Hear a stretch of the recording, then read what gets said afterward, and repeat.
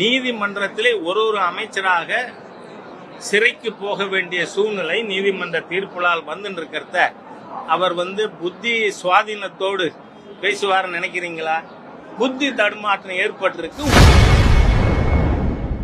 தமிழகம் அமைதி பூங்காவாக இருப்பதாலே வடமாநில கொள்ளையர்கள் வருவதாக சட்டசபையில் கூறிய முதல்வர் ஸ்டாலினுக்கு செய்தியாளர் சந்திப்பில் பாஜக மூத்த தலைவர் ஹெச் ராஜா பதிலடி கொடுத்துள்ளார். தமிழ்நாடு அமைதியாக இருக்கிறதுனாலதான் வடமாநிலத்திலிருந்து தமிழ்நாட்டில் கொள்ளையடித்ததாக சட்டசபையில முதல்வர் பதில் கூறியிருக்கிறார். நான் என்ன சொல்றேன், இந்த முதல்வர் நான் ஏற்கனவே சொன்னதுதான், அவருக்கு புத்தி தடுமாற்றம் ஏற்பட்டு இருக்கிறது.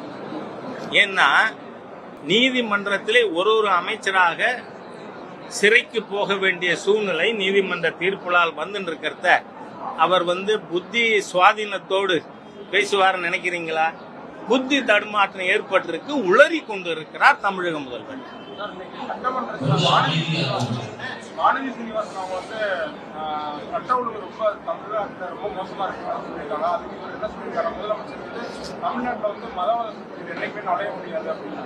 நான் சொல்றேன், உங்களை விட வெறுப்பு அரசியல்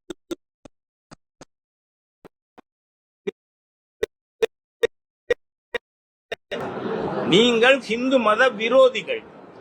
அப்ப நீங்க மதவாதம் பண்ணலையா? எம்பெருமான் ராமனின் படத்துக்கு செருப்பு மாலை போட்ட தீய சக்திகள் தானே திமுக. அந்த ஈவேராக்க தானே செலவச்சுட்டு இருக்கார் இந்த முதலமைச்சர். ஆகவே தமிழ்நாடுதான் முதல் மிகப்பெரிய மத வெறி அரசியல் இருக்கிறது. ஜாதி வெறுப்பு, மொழி வெறுப்பு, தேசிய வெறுப்பு, இதை மூலதனமாக வச்சு செயல்பட்டு கொண்டிருக்கின்ற வெறுப்பு அரசியலின் மூளையாக செயல்படும் ஸ்டாலின் அதிகம் பேசாம இருக்கிறது நல்லது. இல்லை, ஏன்னா நீங்க உங்க ஆட்சி இருக்க போறதே 12 மாசத்துக்கு குறைச்சல். அதனால அதுக்கப்புறம் நீங்க போக வேண்டியனா அரவிந்த் கெஜ்ரிவால்கிட்ட கேட்டுக்குங்க. ஏன்னா அடுத்து கேப்டன் வைஸ் கேப்டனா தெரியல, எனக்கு நான் சொல்ல முடியாது. 2 விக்கெட் விழுந்திருக்கு. அடுத்து கேப்டன் விக்கெட்டே விழலாமா?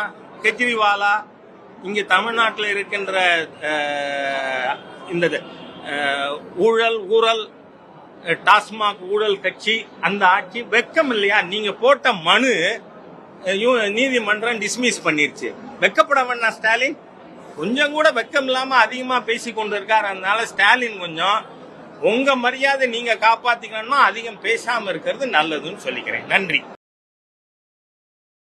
செய்திகளை உள்ளது உள்ளபடி தெரிந்து கொள்ள ரெஃப்ளெக்ட் நியூஸை சப்ஸ்கிரைப் பண்ணுங்க.